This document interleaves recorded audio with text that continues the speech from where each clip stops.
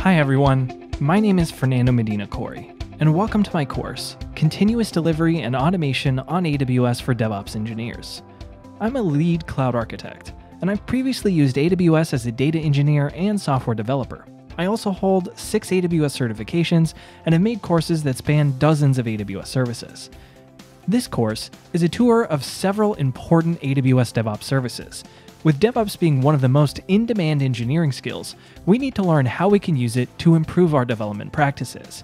Some of the major topics that we will cover include creating build and test pipelines with AWS Code Build, deploying applications with AWS Code Deploy, managing infrastructure with AWS CloudFormation, and creating automated release pipelines with AWS Code Pipeline.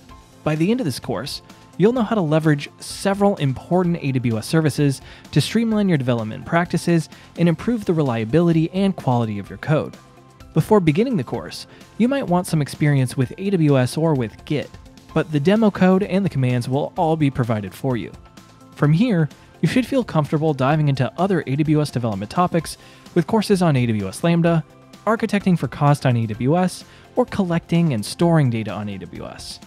I hope you'll join me on this journey to learn about DevOps on AWS, with the Continuous Delivery and Automation on AWS for DevOps Engineers course, here at Pluralsight.